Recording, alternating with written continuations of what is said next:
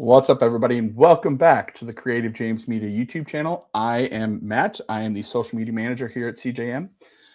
Today, we have another author interview for you. Today, we're going to be talking with Jacqueline McMahon, and we're going to be talking about her book that we picked up, which is coming in the summer of 2027. Which also we have some other general writing related questions and some writing advice questions. So we're going to jump into a little bit of everything, but let's just start with introducing her. So, Jacqueline, why don't you introduce yourself to everybody?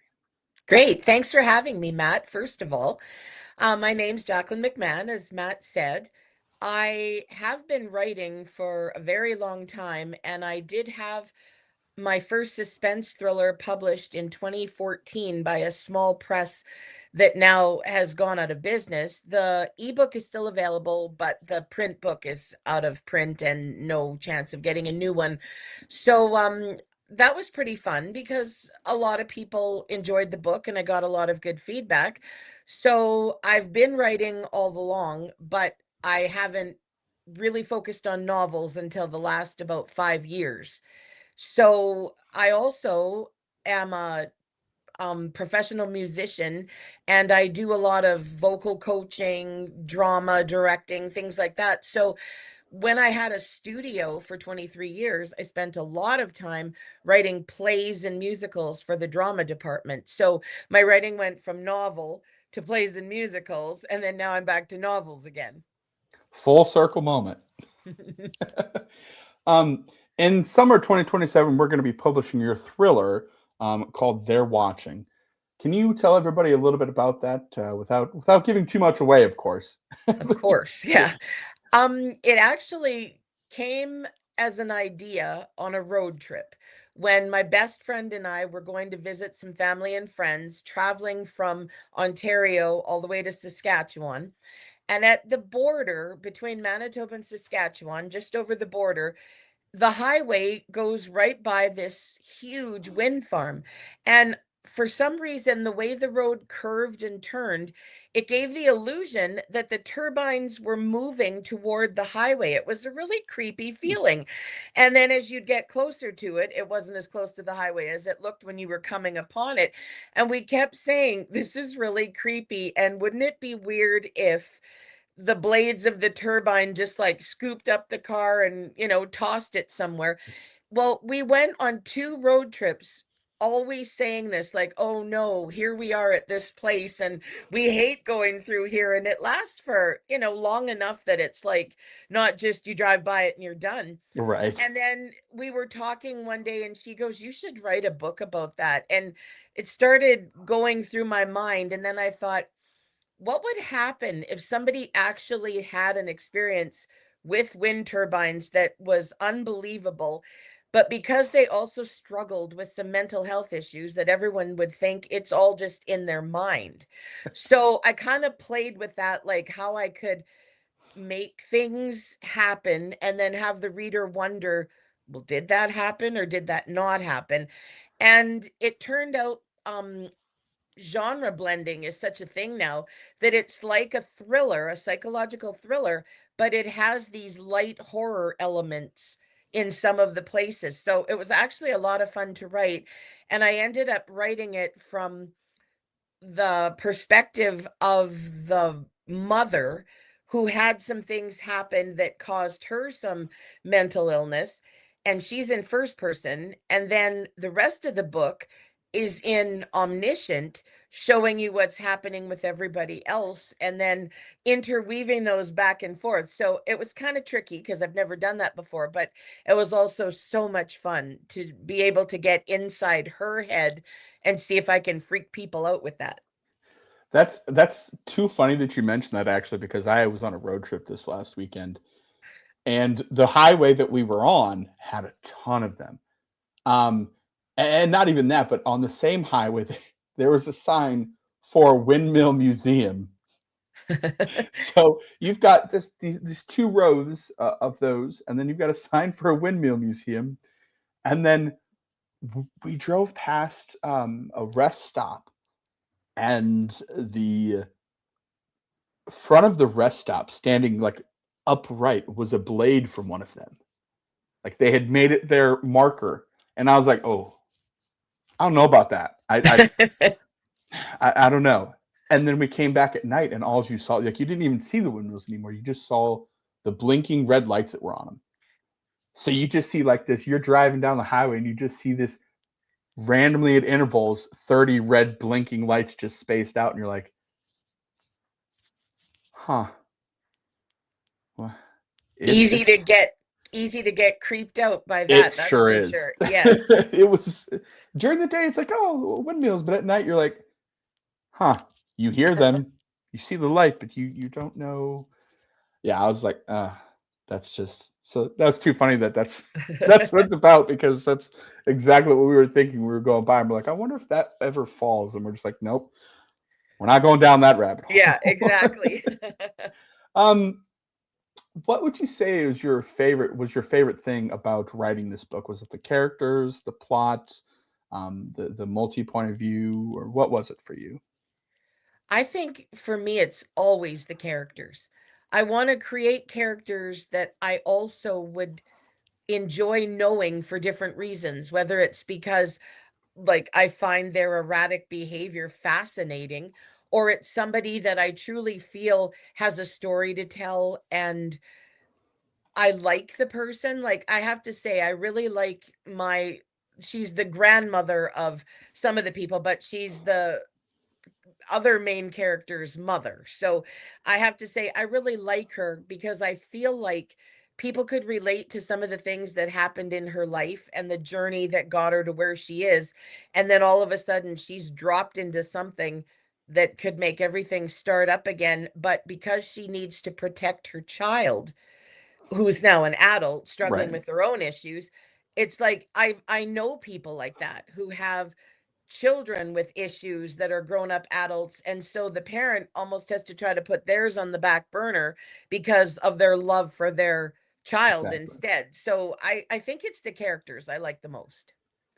So I think this next question we kind of already touched on it, but which would you say you find more fulfilling when it comes to writing? Would you say the character development or the world building? A lot of times what I write is my world. So building it isn't really that exciting because it's like, oh, it takes place in northwestern Ontario. Well, we have these kinds of forests and these kinds of animals, and the highway is like this, and here are the dangers. So I'm not really creating something new. But when I worked on the book with the wind turbines, I had to do a lot of research about them to find out what was even plausible because yes, horror doesn't have to be something that would actually happen, but it still has to be plausible that Right. people wouldn't roll their eyes and say, "Oh, come on, that's so far-fetched." So, I think it was like the research of that was interesting, but it was more the characters and really doing a lot of interviewing people and talking to people who've worked with folks who have mental health issues that stem from trauma and things, and how their perception of some things is accelerated because of what they've been through. So I did still find the characters the most interesting to deal with when I was working on the book. Right. Um, since you had to do a lot of research specifically for the windmills, if you can remember, what was the most interesting thing that you learned about them that you're like, I think I really have to use this? The sheer size was one that blew my mind because even when you drive by them, you're not really up close and personal. Right.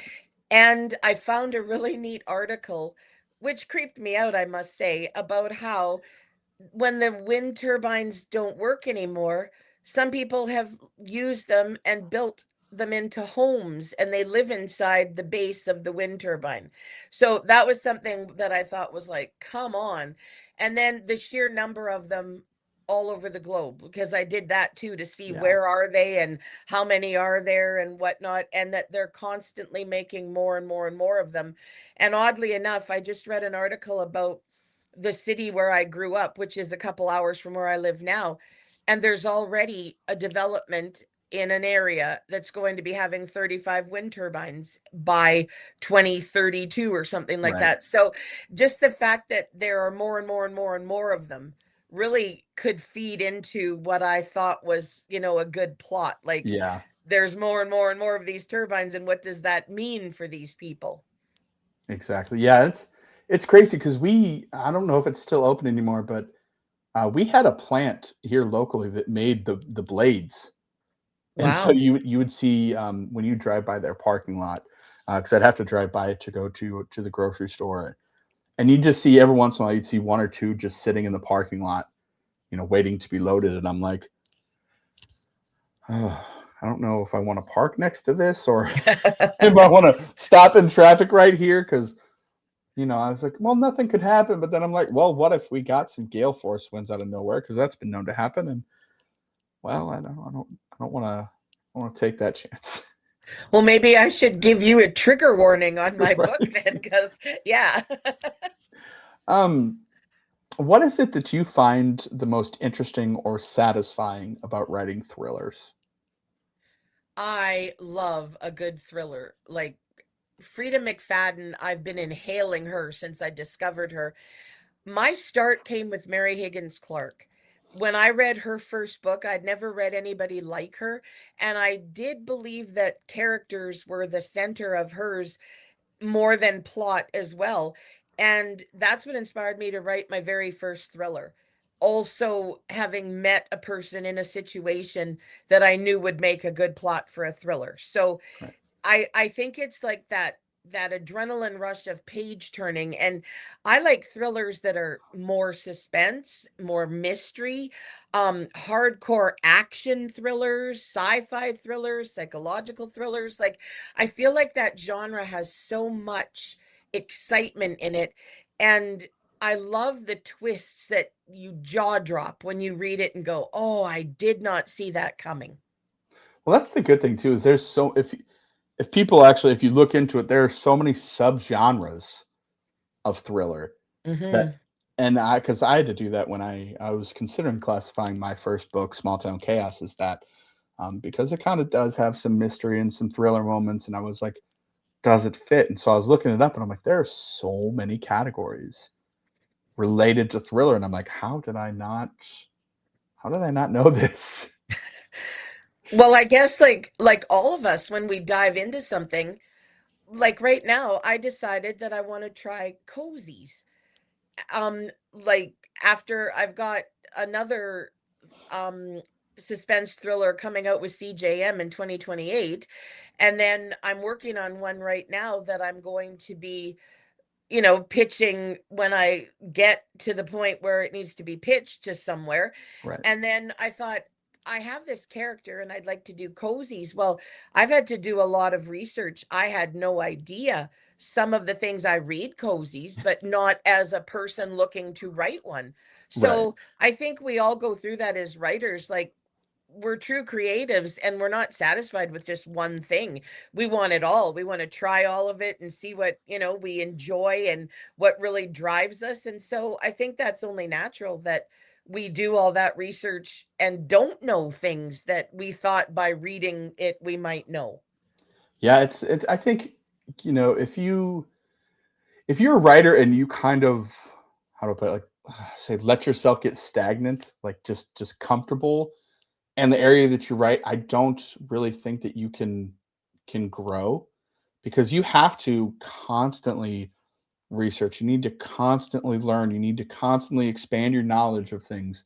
And I think the people who do that, it makes them better writers because they may have the facts, but then you can take those and you can mold them into a story. And you're like, I didn't even know I could write that story.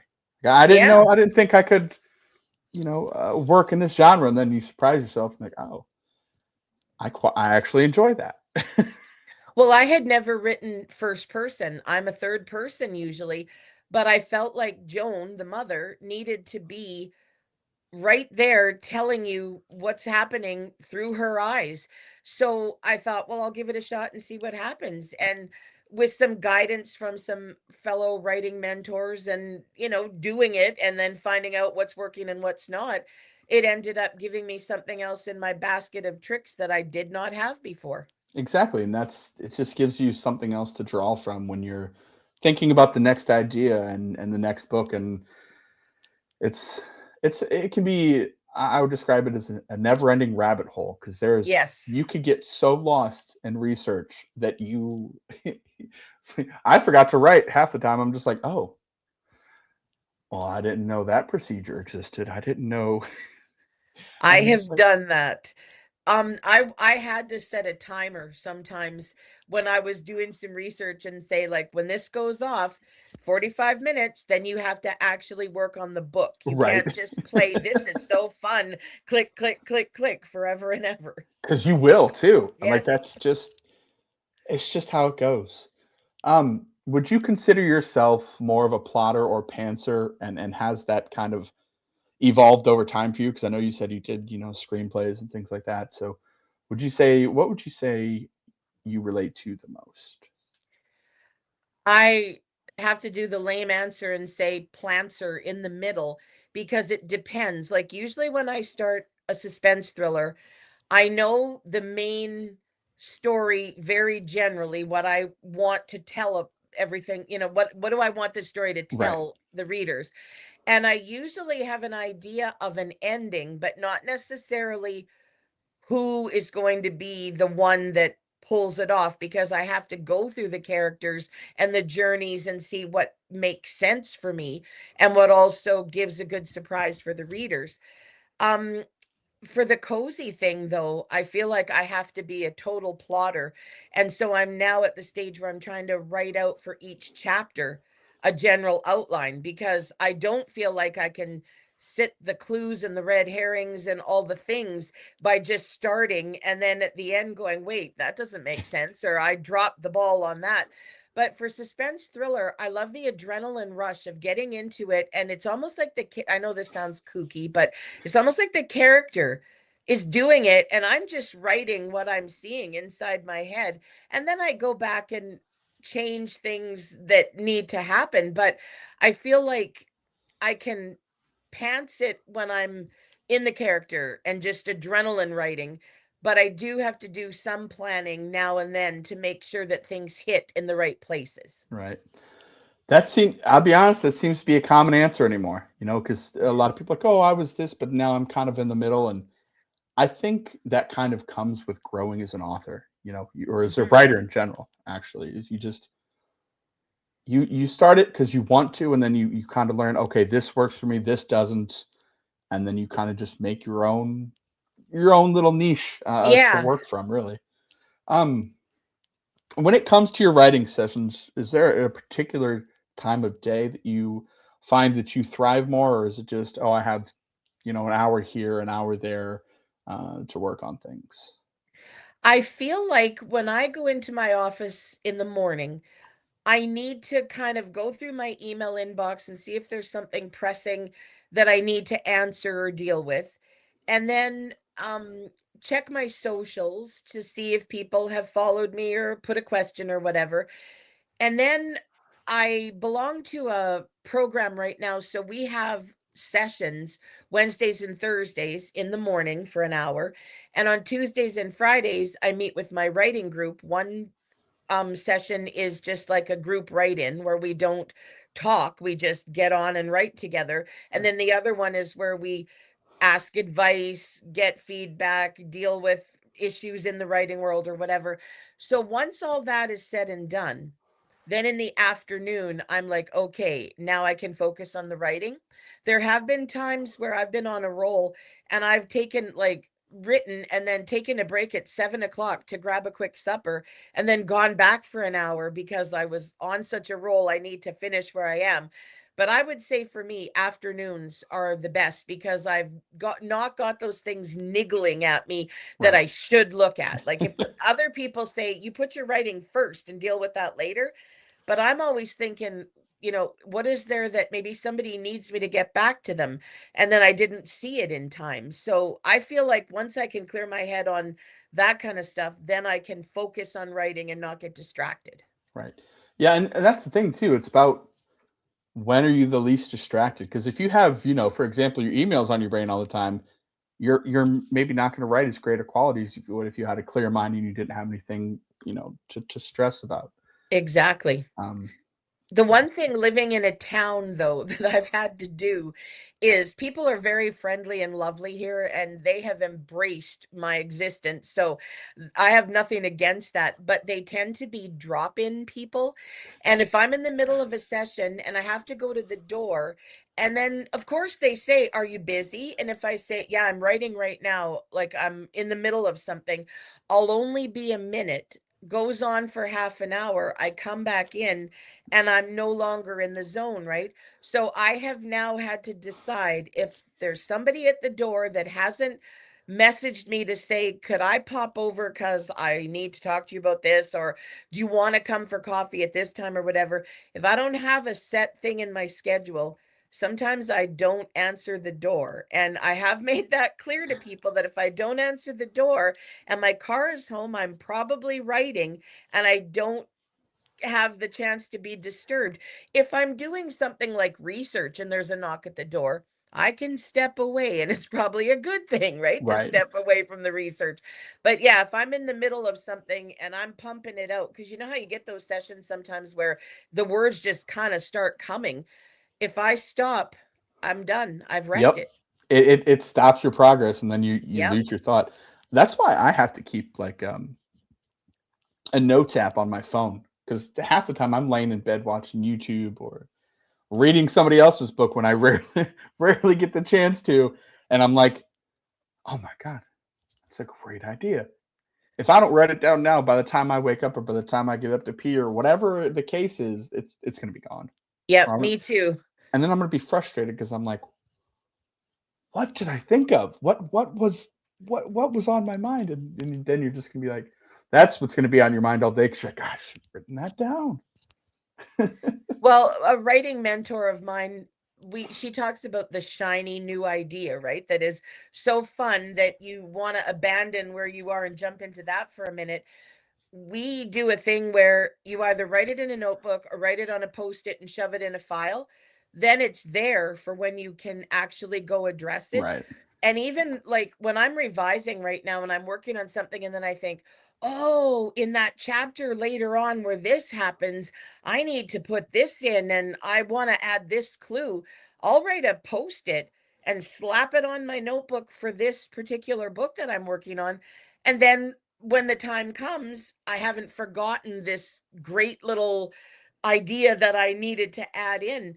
I used my phone as an alarm, so it's right by the bed. So Right. I'm like you, if something pops up and it wakes me up, I just quickly get my phone. I don't even look for glasses or try to type it.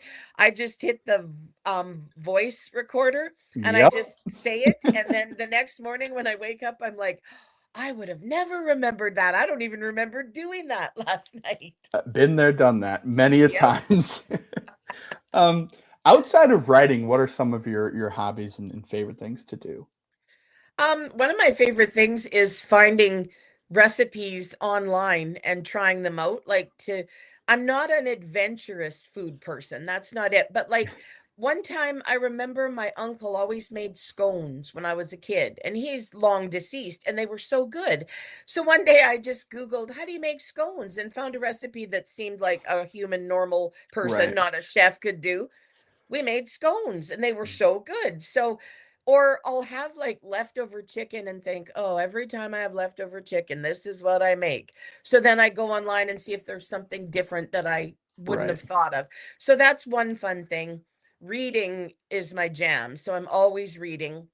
I love binge watching like Prime and Netflix shows that have like 6 episodes because it's not a big commitment, Right. but it's sure fun to watch stuff like that.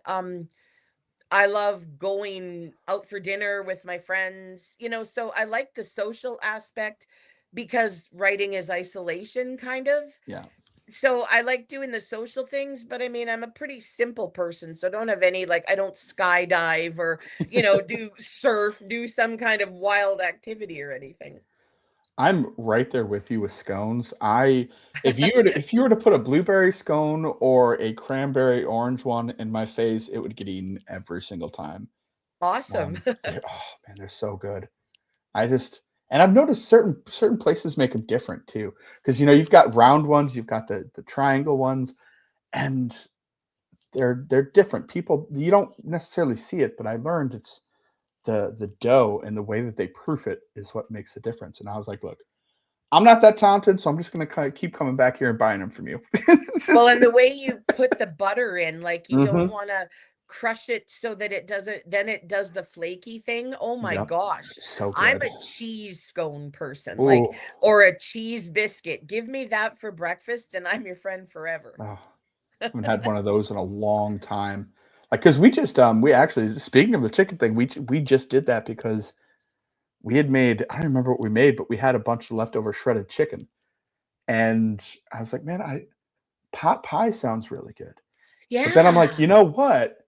What about we found this recipe and it was a chicken pot pie, but what you did is you mixed your chicken with all your veggies and your ingredients, right? And then you laid it in a baking sheet and you put the biscuits on top and then you Done that. baked it. Yep. And I was like, "Oh, that was really good." So good. Yes, I did that one time. Same reaction. It's like, who needs pie crust? That takes up Right? half the pie's room.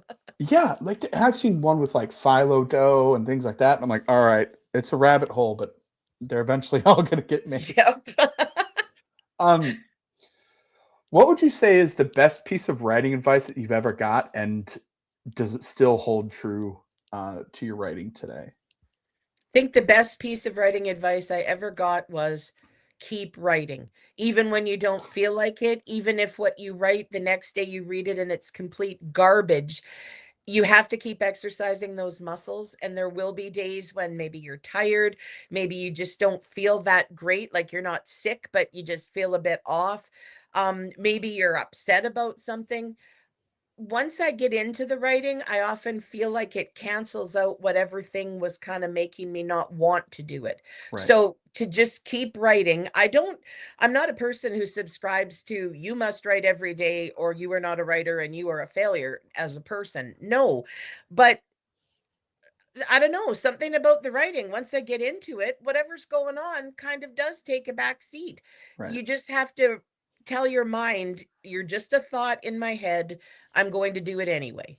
So Exactly. that's the best piece of advice I got was write. When like I know Stephen King has said that too, but this was from like a fellow writing friend, not Right. someone famous, but he has said like he writes every day and he believes people should write every day and he gets praise for that and he gets criticism for that. But that's his world. I believe Right. he even writes on Christmas Day. He gets up and writes his usual 2,000 words or whatever, and then he's good to go for the rest of the day. Yeah, and I think the problem with that though too is that what people sometimes may not remember is like that's his work. He's been doing that for decades. Like you Right. can and his books and are now movies and TV shows. Like this is he's worked up to that. So he's figured out, hey, if I have to because I think you kind of get trapped too. When you get to his level, you can get trapped. Like you just okay, if I want to keep making this kind of money, I need to continue to write very thoroughly and very Yeah. often. And like, you know, the publishers he has are very, very high demand, very top notch. So they're wanting things all the time. So I think that kind of is just his way of like, this is how you have to do it if you want to keep up with the things that I have to do. Yeah, like, I don't do it out of a pressure because Right. it's obviously not a full-time gig, but I certainly wouldn't mind if I was making enough money from the book sales and things that, it would be a good second income or an income when you retire or whatever, Right. like, it would be nice, but I'm not saying that that's the reason why I write because it isn't, and it isn't the pressure of that. Right. Um, Before we end off here, I want to ask you this. What drew you to CJM and what made you want to work with us? Okay, I can honestly say, first of all, I was trying the agent route, but the more and more I was reading about agents saying how many queries they get, like a lady opened for a week and she closed 2 days early because she had 800 queries. So I knew that not only is that a tricky route, but it takes a long time to get an agent and then an even longer time to get a book. I'm not getting any younger, right? So I thought if it doesn't happen by, 75 to 100 queries, then what are some other options? And I have nothing against self-publishing. I just didn't want to do that. Right. And then I saw CJM in a pitch fest, and I went and checked out the website, and I was like, this looks really good. So I decided to send that little pitch and see what happened. And then Jean contacted me, and she wanted like the synopses and some pages. And I sent her those. And then she said she wanted to read the full. And I just, from the minute we connected, I thought, wow, this is a really friendly place. Then when we got on the Zoom to discuss what would happen if she did sign me and all of that stuff, when we ended our call, she said what I was thinking, but because I had never been on a Zoom with a publisher, I didn't know how like friendly you can be. Like I was trying to Right. be Miss Professional business person. And she said, wow, you're really easy to talk to. And I was like, oh my gosh, like this is really fun. And so I said, well, so are you. Like, I can't believe how fast this meeting went. And we even talked a little personal stuff. We had both lost a parent within a similar amount of time. Right. So we talked about that a little bit. When I got the contract, I had it checked over by someone who also, like, not a lawyer or anything, but someone who also had published with a small press and saying, oh, yeah, that contract's great. And then when I got, like, this is what we'll do for you, here's the handbook, I told my writing mentor, and she's like, you have lucked out. And I'm like, I feel like I'm with people that care about the writing and care about the books. And I feel like they're going to do the best job for me that they possibly can. And then as I've been with all of you guys, and Jean's had all these meetings with the new authors and given so much information, and even when she's busy, she still gets back to you in a really reasonable amount of time.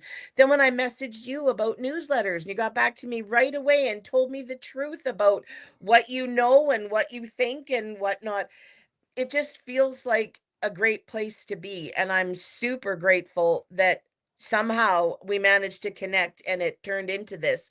And I'm really looking forward to hopefully publishing more things with CJM if it works out for me and they want it. And if not, I'm still going to enjoy and love the books that I'm doing. Right. Yeah, and that's one thing that we love to do is not just we're not just a publisher, we're a community because we're Mhm. always and you can ask any one of our other authors. They're going to tell you if you're like, "Hey, so and so, I have a question. What do you?" Everybody, if they have the time, is going to try and help you because we're all in the same place. Right. We're all trying to be the best author that we can be, but also, contribute to the ecosystem that's around us. Like if we give you all the resources we have and teach you how to use them, then you're going to go on to the next person that maybe needs some help. And you're like, oh, I learned this, this, and this. Try using this and Right. doing this, and then we're just going to continually we're going to continue to see better and better books coming out in the world. We're going to continue to have for years and years to come, fingers crossed, amazing books to continue reading because, everybody's, and I think people could just get too caught up in that. They get too caught up in the, oh, I learned this, I got to keep it, or oh, it's just me, or it's like, well, Yeah. we're all in the same boat. Unless you've got some major money behind you, like you're not running TV ads and having space in newspapers and it's all about just trying to build a little community to hopefully just basically find your tribe to Exactly. communicate Like you with. find your people and Mhm. it's not competitive. No, Nobody else is worrying about what you're doing and how it might impact them. Everybody is like, go team. And I do feel that that's something that can be very unique in this age of publishing. There's a lot of very, like, especially on X, there's a lot of very suspicious people about things, and right, they love to critique other people's stuff. And I feel like that's because they're insecure and they think it's a competition, and it isn't a competition. right, And I love the people that promote other writers. That's why I do my Tuesday tips. It's like a one sentence little thing, but if some person read that one sentence and went, hey, that might work, then I've done my job as a writer giving back to the community. And then Fab exactly, Friday, I do Fab Friday to celebrate some little thing, and it can be as crazy as when there's a thunderstorm and you're writing a scary scene in your suspense thriller, and then somebody else might go, oh yeah, it's a beautiful sunny day and I'm writing this romance. I'm going to go sit out in the sun and maybe get some inspiration. If you can show other writers, like, writing is so many things, not just craft, that maybe they will get inspired as well. And I love talking with other writers and sharing information. I don't feel like it should be a competition. And CJM makes me feel like everybody is everybody else's cheerleader. And like you said, we're our people. Exactly. You know, Yeah. that's the great thing. And everybody, because at the end of every interview that I do for all of our authors, that I'm slowly getting through them. We have 54, 55, so it takes a while. But I like to ask this question because I want people to see, the contrast and what our authors are saying. Because I tell people, I'm like, just be honest. Like before we start, I'm like, be completely honest. If there's something you don't like, say it. Right. We want people to know exactly what it's like, exactly what they're getting, and exactly the experiences that people are having.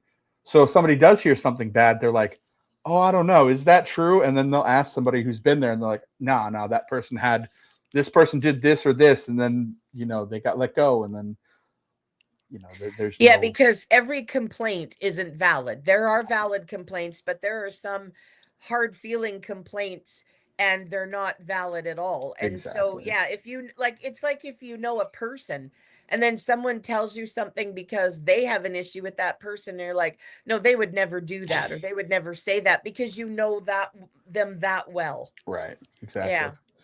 All right, Jacqueline. Well, thank you for taking the time to talk with me today. I Well, really thanks for appreciate it. having me. We cannot wait for your book to be out in the world and see what kind of success you have with it. We hope you have a great rest of your day and a great rest of the week. Thank you so much, Matt. You too. Bye. Bye.